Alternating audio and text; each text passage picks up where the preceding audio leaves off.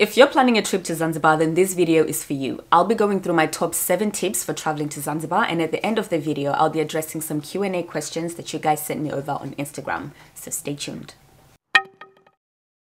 So let's start with the weather. According to Google, the best time to go to Zanzibar is between July and September, and again between December and February. But when we went in December, the locals actually told us that it was rainy season, and true to their word, we did experience some rain during our trip. I'd say on 2 notable occasions. One, when we had an excursion to Nakupenda Island. Now, it rained intermittently, so it did impact the excursion, but it didn't ruin the experience whatsoever. And the second time it rained was actually on our last day, and it just rained the full day non-stop. So my advice to you would be to go in the middle of the dry seasons, because when I think back to it, we went towards the start of December. I believe it was about 2 December, which is when Zanzibar would have been coming out of their rainy season. So if you want no rain, I mean, that can never be guaranteed, but my advice would be to go in the bang in the middle of the dry seasons. Now, speaking of excursions, there are quite a lot of activities to do in Zanzibar for what I think are reasonable and affordable prices. And luckily, you can book these almost anywhere. It seems everyone and their mother is or knows a tour operator. So we actually did 2 excursions, and I've vlogged both of them, which you can watch up here somewhere in the Zanzibar playlist. The first one we booked via our taxi driver who picked us up from the airport, and the second one we booked via a stranger that we met on our way to Nungwi Beach. So you can literally either go through the official route, and these would be the tour operators who will approach you at Nungwi Beach. They will definitely approach you at Nungwi Beach. Tend to be wearing a uniform with a logo on their shirt, and they'll have a fancy little clipboard. Those tend to be for shared experiences where you have other travelers joining you. Or you can go, as I say, just a strange person and say, hey, we're trying to get to Member Island. Do you know how we can do this? And they will more than likely say, yes, I know someone who can do that for you. It will cost XYZ, and then you will negotiate on the price. You'll reach a price you're both happy with, and they will arrange that for you. They essentially act as the middleman between you and the person who can actually provide that service for you. Or thirdly, you can go directly to the fisherman. So you can literally go to the fisherman and say, hey, I want to go to Member Island. Can you take me there? More than likely, they'll say yes, you can agree on a price, and that will tend to be a private experience for you and whoever you're traveling with. And that obviously will be cheaper because you don't have that middleman we just spoke about. However, it is worth bearing in mind that when you go privately in this way anyway, as in when you're not using a tour operator, there likely aren't going to be any life vests, and the snorkels that they do offer, or rather that we were offered, they looked very well used. So in the end, I opted not to use their snorkeling kits, and I just held my breath. So that's worth bearing in mind. If you're, if you're afraid of the open water, etc., they probably won't have life vests because you're literally just jumping onto a fisherman's boat. So speaking of tour operators, let's talk about beach hagglers. Guys, Nungwi Beach, unlike Kendwa Beach, Nungwi Beach is full of people trying to sell you stuff, from tours to crafts to the shoes on their feet, literally anything. And do you know what? It's quite a hard situation because you know that these are people just hustling and trying to earn a living. But at the same time, for you, when you are being approached by 50 people constantly, it gets old very fast.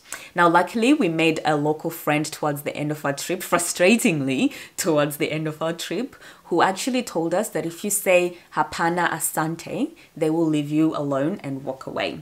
If you're wondering, Hapana Asante means no thank you in Swahili. And this worked for us. I just wish we'd found out earlier, but now you know. So speaking of harassment, that is a very good segue into talking about men. So firstly, let me start by saying that at no point did we ever feel unsafe, ever, or even uncomfortable for that matter. It was just something we were not prepared for, and here I am now giving you a heads up. And it's very much a cultural thing, I believe. So I'm based in the UK, where men would not approach you to say certain things or ask certain things from you, for fear of being arrested or slapped. But that was not the case in Zanzibar. So even on our first night, for example, we left the hotel. The plan was to go explore, see some markets, and we just were not prepared for the amount of men that would approach us, and just follow us and catcalling. You know, it doesn't matter if you say no thank you, we want to be left alone, etc. You had company all the way, and it got very overwhelming, especially on our first day where you're just tired anyway. And in the end, we actually ended up leaving the markets earlier than planned because we just were too tired to deal with all of it. And you know what, at the very end of this video, I'm going to put a clip of an interaction that I had at Nungwe Beach with a man whom, well, you'll see for yourself. And I will say it's a funny video just because we did laugh. We laughed then, we laugh about it even now. Because again, we never felt unsafe. It was just very much like, I can't believe this is a conversation I am having with a man whom I do not know. So yeah, that is just a heads up. There is no tip because honestly, I don't know what you can do, except, you know, it's why we travel, expose ourselves to different cultures, etc. And this was one of them. So just go there prepared so that you're not as startled as we were. Now, I know the last few ones have been a little bit negative, and I am sorry about that. I am not trying to put you off Zanzibar whatsoever. I'm just trying to give you a heads up. I'm literally trying to give you the knowledge that I wish I had before I took my trip. But we're about to take a bit of a positive turn with, it's not even, this one is not a tip as much as it is me begging you to add Stone Town to your itinerary. I know that a lot of people going to Zanzibar will skip over Stone Town and just go straight to the islands. And I don't blame you. The islands are beautiful, but I do think you're doing yourself a disservice by skipping Stone Town. I mean, Stone Town it's a completely different vibe to the islands, you know. It's buzzing, it's got great food, it's affordable, it's got an active nightlife. I highly recommend it. You can also do some tours to get a better understanding of the culture and the history of Zanzibar in general. So my tip to you is to add Stone Town to your itinerary. And a bonus tip for you before we go on to the last one, you have to try the Fanta in Zanzibar. It's African Fanta. It's completely different to what they sell in Asda or Walmart or any other European countries. It's different. You will not regret it. Try it. Okay, so last tip, how to dress in Zanzibar. Now, this is something that I wasn't actually prepared for. Of course, I knew that Zanzibar is a Muslim country, but I wasn't quite prepared for this experience, and it's actually one of the main reasons that I decided to do this video, just to give you, especially if you're a black woman, a heads up. It might get a little bit messy as I try to work out how to explain this, but please bear with me. So we stayed in two areas. We stayed in Stone Town and then we moved to Nungwe. Now, Stone Town is a bit easier. Stone Town is just it's more reserved, and it is expected that you will dress modestly. I believe there are signs in the airport and there are signs around Stone Town that do ask you to dress modestly. I mean, I did see people wearing what I think are short shorts, and they were fine, you know, we'll talk more about this later. They were fine, nobody really said anything. I did have an incident actually where, again, I vlogged this. I went on an excursion. It was to the islands, so I was wearing a bikini and a cover-up, and the plan was I would be dropped back immediately to my accommodation, so it wasn't a problem. But in the end, we ended up joining a Stone Town tour, so we were walking around, and the guide actually asked me to cover up. I was just wearing a cover up, so he asked me to dress a little bit more modestly. Luckily I had a scarf so I could cover myself up. Like I say, you can watch this vlog. I did speak to him and ask him about it, and he does explain a little bit more in that vlog if you want to watch. So anyway, that was the only sort of incident that happened. Nothing major, but just and nothing unexpected. I knew that going in Stone Town you have to dress a bit more modestly. But Nungwe is not so straightforward because it's a beach destination, and I want to say that I prepared adequately for the trip. Well, I didn't, but you know, I tried to prepare. But I'm gonna blame social media a little bit, because all the posts that I saw, you know, they were of just powdery sand and blue waters. Guys, Zanzibar is beautiful. You know, the powdery sand and the blue waters of Zanzibar, it was all lovely. And I think in some part it's also tied to the accommodation you're staying in. So I know some people stay in accommodation where they open the door and they've got the sand on their face because they're staying on the beach. But there is also accommodation. Ours, for example, it's beachfront. It says beachfront, but you actually do need to walk to the beach, so it's walking distance. And there's some even further. And I think the main thing to understand is, for the most part, you are integrated with the locals quite a bit, and this is obviously a good thing if you are prepared for it and you're dressed accordingly, because it's a Muslim country. And that's what we were not expecting. We just thought beach destination. Everyone's wearing shorts and a bikini, going about their business, you know, etc. And so here's an incident we had actually. We were going to the beach, so we wore bikini and then we wore cover-up because of course we're not going to walk around in bikinis. So we did wear cover-ups, but the beach cover-ups, you know. And we got a lift from a local. He put us on the back of his motorbike and kindly took us to the beach. I say kindly, we did pay, but yes, he took us to the beach. And on our way there, we're going through local communities. Like we could see kids coming out of school in their school uniforms. We could see aunties. We could see the aunties going about their daily business in and out of the shops. We enjoyed the motorbike ride, but you could definitely see the aunties seeing us. Do you know what I mean? And then one of the aunties actually came up to the motorbike, the guy driving the motorbike, and had a bit of a go at him. He then told us, obviously we don't speak Swahili, so we didn't understand, but he then told us that it was because of our dressing. Like he wasn't angry at us at all. He was more embarrassed about it all, I should say. But he told us it was because of our dressing, which we found odd. I mean, we were like, well, the beach is there. We're very clearly going there to the beach, you know, like, and we're in a dress for the beach. But they were mad. And then we later became friendly with a local who then told us that just in general, the locals don't like it when tourists are there in their bikinis and their cover-ups. Obviously, if you're on the beach, there's nothing they can do about that. That is the beach. But on your way to the beach or on the way to this restaurant by the beach or whatever, they just don't like it because it's not in line with their culture. And that makes sense, but you need to know to do better, right? But then he also said that this is especially the case for Black women, which also kind of does make sense when you think about it. So let's think about it. So one, he said, you know, they see you, they assume you were born in an African country, you're Black. So you were born in an African country, so you know what the culture is. So why are you not dressing modestly? I mean, we all know that's not the case. Not all Black people were born in an African country or raised in an African country, etc., etc. But that is the thought process. And then two, there's also the case of raising children. So of course the aunties are trying to the aunties are trying to hang on to their culture. They're trying to raise their children and their daughters, you know, accordingly. And I suppose it is easier to justify the dressing when it's white women because, you know, you can say, oh, well, that's how white women dress, or you know how white women are, or we don't do that, that's for white women, etc. But you can imagine how hard it is then for the parents to have this conversation with their daughters when they then see Black women also dressing in bikinis and cover-ups, etc. So if I was to go back to Zanzibar again, which God willing I will at some point, the difference is I would just pack, instead of like actual beach cover-ups, I think I would bring maxi dresses, you know, like summer maxi dresses. And what I'll do is I'll wear those on my way to the beach for the beach, or on my way to a restaurant, or just wherever. And then once I arrive at the beach, then I can wear my little bikini. And I don't know why the bikini's gotta be little. I can wear my bikini, and you know, if you want a certain cover up for Instagram, you can do that once you're at the beach. But I would just avoid that hassle, especially if you're a Black woman. I mean, I think anyone, if anybody wants to respect the locals and their wishes, and I think everyone should try and do that. But also especially for Black women, if you don't want the aunties judging you, which I should say we were never confronted by anybody. Like it wasn't that deep. It wasn't that deep to the point where somebody would come and confront us about it or make a big deal about it whatsoever.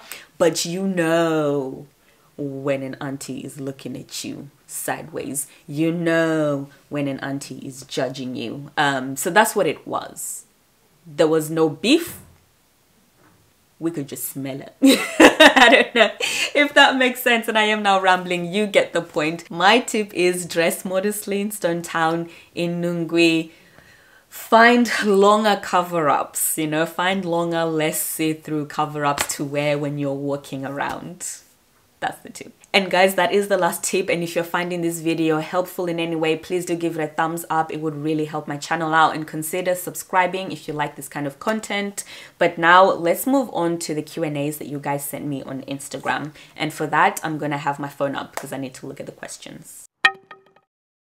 Question number 1, is it safe for solo travel, and tips? All right, well, the whole video is about tips, so that's covered. In terms of solo travel, now I went with my friend Hazel, so I wasn't on a solo trip for this, but I would feel safe going here on a solo trip. I actually, you know, we made friends with another local when we were in Stone Town, and I did actually ask him whether or not it was safe for locals, for solo travelers. So I'm gonna play that clip right now.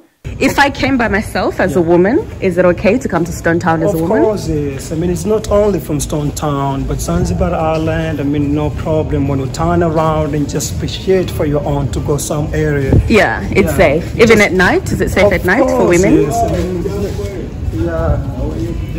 We can turn around. Here? Okay. Yeah. Out in Zanzibar here, Hakuna Matata. Hakuna Matata. Even though, guys, men, they like women here. Don't they? Am I lying, Zilla? The men here, they like women. It depends sometimes. It depends. Depends the parents looking for the lady. Oh, okay, so if you're a pretty girl, you will get attention, but you're safe. Yes? All right, so you heard that from the local himself.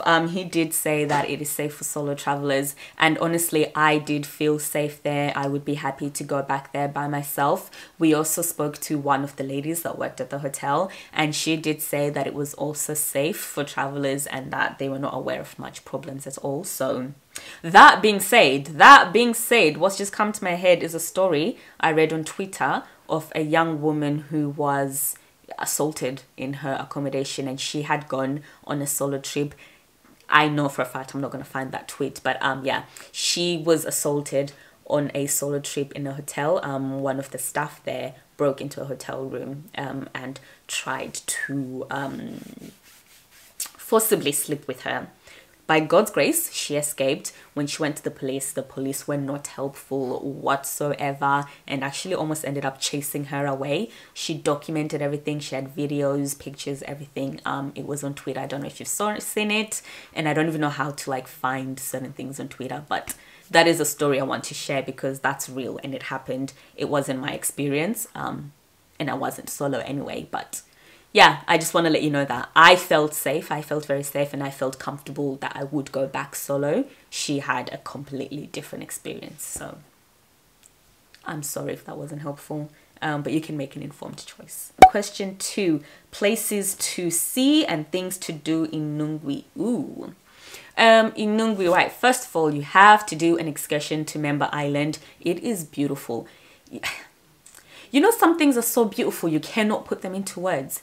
That is Member Island. So one thing to note, and again, I did a vlog. You can go watch that vlog for that whole experience at Member Island. The island itself, as in the sand, you actually can't go because it's a private island guarded by armed men. So you can't go in there, but you can snorkel around it. And it is beautiful. Like blue, you know, blue, like it's blue. It is beautiful. Long story short, it's beautiful. You have to go. And as well as that, on the same trip, or if you want to split it up, also try and go swim with dolphins. Again, I vlogged that experience. Incredible top 10 memory that I have. Highly recommend. But whilst we're talking about this I do not recommend doing. It's a really popular attraction in Zanzibar. It's the oh my gosh, what is it called? I will write down what it's called. It's the one where you can swim with the turtles. Guys, please don't do that. I actually spoke to a local who used to work at one of these popular sanctuaries, and he actually left because he didn't agree with the direction that the businesses were going towards, where initially it was a sanctuary, they were protecting these turtles and they were educating people, but then you know how greed is. They started to realize that they could make more money by allowing tourists into the water to take their pictures, petting these creatures, etc. And now that's a daily practice, but it's a harmful practice. So please don't do that. It might be cute for Instagram, but it's not that deep. Do you know what I mean? Safety when traveling there alone.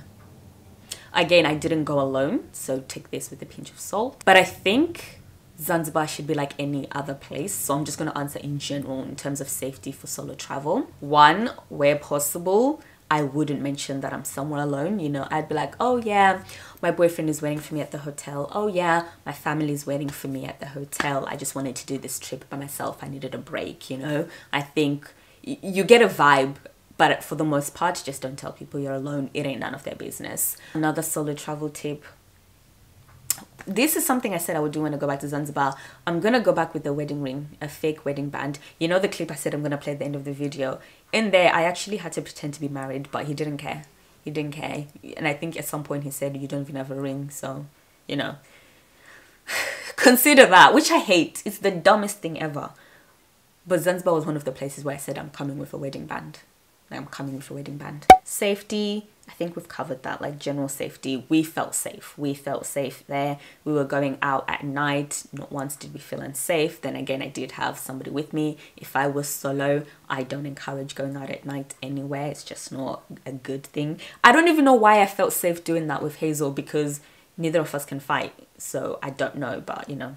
Nightlife is good. The nightlife is good. Well, I say that I'm not a nightlife person, actually. That's not me at all. And we didn't do much at Nungwi. We were very much sunbathing and then playing in the water. But in Stone Town, the nightlife is present. The nightlife is present and it's giving, so it's good. There's a few clubs, and honestly my recommendation for that is genuinely just go to a local, especially the guys, because the guys will know about clubbing.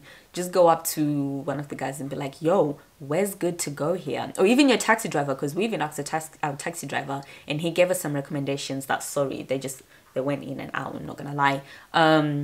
But they will know and they will direct you, and they might even just accompany you. But I do recommend Cape Town Fish Market. That was a really great restaurant that we went to. The vibe was immaculate. The drinks were affordable. The food was affordable. They have dancers that come out and they bring you up with them and you all go and dance if you've had enough shots in advance. It was good. Good vibe all around, really and truly. What else do we have? Language. No language barrier. I mean, minimal language barrier. A lot of people there speak English a lot. So their main language is Swahili, but a lot of people speak English, if not most people. A few, like 2-3% where you could tell that they don't really speak English and they were trying, but it wasn't happening. But no, I wouldn't say that's anything to be concerned about. Most people speak English. You will be fine if English is your language. Beach quality. Kendwa Beach is better than Nungwi Beach. In Kendwa Beach, I think Kendwa Beach is a private one, so I'm not sure how we got there for free, but we did. Finesse your way in it. But Kendwa Beach is a better beach than Nungwi Beach. They do activities there, but unlike Nungwi Beach, you don't have people approaching you every 2 minutes. In fact, the only people that ever approached us were people who work there coming to offer us cocktails, and that was it. And I do think it is more, the sand is whiter. It is more powdery. I don't know what that was, excuse me. But Kendwa is prettier than Nungwi, but Nungwi is still pretty. Amount of tourists. So we went December 2021, where COVID is still around, but things are getting better. So it wasn't packed whatsoever. And they did say that, you know, it's still very, very quiet considering to how it was pre-COVID times. But it was lively. There were people around. It was active. It was actually a perfect balance. Not too crowded, but not lonely. So that was good. Final question. As it is a Muslim country, did you face any issues, e.g. dressing? We've already addressed dressing, so we don't need to do that. Any other issues? I think when I think of Muslim country, I wonder if I can drink. You can drink. Don't worry about it. All right, so that is everything, guys. We've gone through my top 7 tips and I've gone through the Q&A questions that you guys asked for. I'm gonna play that little clip that I promised you guys, but before I do that, please do give this video a thumbs up. It really helps out my channel. Please consider subscribing and consider sharing this to your friends who you think may benefit from this video or just my channel in general. And I do have other videos if you want to check those out. And I have actually just come back from Dubai, and that series will be live on my channel in about 3 weeks time before we head over to our next destination, which is very exciting. But anyway, that's all in the future. That is to say, subscribe so you don't miss any of those videos. I will see you guys back very soon. Thank you for watching. Like this every time. And in my life, if we are together forever, I will be my whole life happy. Wow. My husband is happy. When we sleep together. Okay, too much. You see, now it's too much. It's no problem. It's a life. It's problem for me and my husband. It's alright. Okay, thank you. I think now you want to be alone, yes, is it? Yes. Yeah. Like some alone time or something. You don't want to be with Mr. No. High Quality Products? No. No, thank you. Not about business. It's about talking nice, chilling together nice. So you want me to call my husband? Don't do it. Is that when you Don't listen? do it. He got an AK-47. He's gonna kill me. He doesn't have it, but he will still cause trouble. No good. Don't call me. No, we want to be left alone now. Thank you. Alright. Later when you go for swim, we can go together, please. Okay. Alright? Okay. Let me know when you're ready. Okay. It's okay. Okay. No, I think high fives are too much now and then. The last one, Okay. please. You see, I knew it. I'm in love with you. Okay. Really, no joke. It's true. Thank you. When I Asante. see you, my heart feels Asante. so good. Asante. Alright, we are together, baby girl. Okay. Bye. Have a good time. Bye. I cannot believe it. What the madness?